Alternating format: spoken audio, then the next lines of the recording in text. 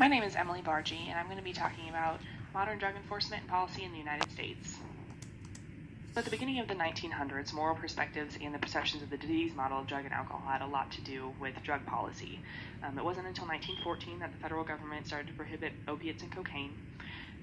The Federal Bureau of Narcotics was created in 1930. It was branched off of the Prohibition Bureau and became a separate organization under the Treasury Department. From the 1930s to about the 1960s, the FBN focused on heroin and cocaine. However, marijuana came in a close second. The FBN had a lot of trouble keeping up with policing at the time, since they not only had to police interstate trafficking, but local peddling as well. Harry Anslinger, the commissioner of the FBN, believed the best way to reduce drug trafficking and peddling was to hand out longer prison sentences, which resulted in mass incarceration. He also had a lot to do with the media taking control of drug policy. So drug policy started to change when President Truman came into office in 1945. And in 1946, the National Mental Health Act was created, and that led to the creation of the National Institute of Mental Health, which made many discoveries with psychoactive drugs, addiction, and related neurochemistry. Once again, it started to change when Reagan came into office in the 1980s. Federal programming was overall reduced, and law enforcement, penal system, and military involvement spending were all increased. The policies in place today is the supply reduction policy. Essentially, this is if you reduce the drug supply, there are less drugs on the street, and this decreases the number of offenders. However, McCulkin and McCune found in 2003 that as law enforcement intensity increases, drug prices actually decrease. This creates easier access to drugs for addicts and others who buy drugs. So as the drugs prices drop, the demand actually increases.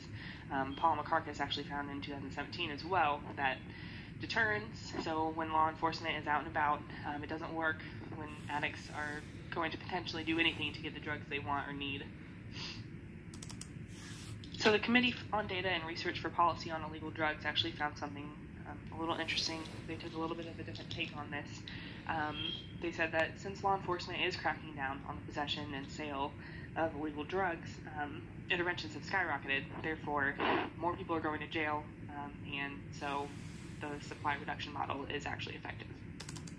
So another policy currently in place for drug enforcement is drug use prevention. There's family training, counseling, and case management, which is the most promising evidence-based policy for the prevention of drug use, which was found by Committee on Data and Research for Policy on Illegal Drugs. Families are monitored, especially the adolescents, who are given the education about skills they can possess in order to avoid substance use or abuse. Gordon also found in 1988 that functional family therapy, a specific program in family training, actually reduces the recidivism rates within that family. If you get the time to look over this, this is just a model that kind of shows what the outcomes are of the functional family therapy program. Another part of drug use prevention is classroom instruction, which is the most common strategy in schools. This includes programs like life skills training, and to the left you'll see the 10 core life skills, and then the drug abuse resistance education, or DARE, which most of you have probably heard of or went through as a kid. But in 1994, and it found that there is actually no significant impact on students who went through the DARE program. There was really one only positive impact, and that was that students were less likely to use cigarettes after the second phase. So another policy that is just starting to be introduced to the United States is the decriminalization of illicit drugs. Right now, marijuana is the only drug that's decriminalized, and that's only in 13 states in the United States. In 2016, GARA wrote a report about Mexico, who decriminalized all illegal drugs, and found that there was no significant impact on possession or violent crime trend arrests, even with controlled factors. However, in 2001, Portugal decriminalized all illegal drugs, and they took a policy that drug addiction is a mental health issue instead of a criminal act. To the left, you'll see a graph that shows 10th through 12th grade years of drug use that occurred, and actually from 7th through 12th grade, there was a major decrease in drug usage overall. They use a more treatment-based approach to drug control, and all drug crimes have dropped significantly. Dual federalism played a pretty big part in drug policy. To the right is a graph that shows the federal violations and state drug arrests in New Jersey as an example. So from about 1943 to about 1950, federal government was making more of an effort of arresting people for drugs. After that, state and local governments were making a way bigger impact than the federal government. Now for the drug policy for the United States, it can be a little confusing. Obviously, there are 13 states that have decriminalized marijuana. However, it is still illegal to possess and sell marijuana federally.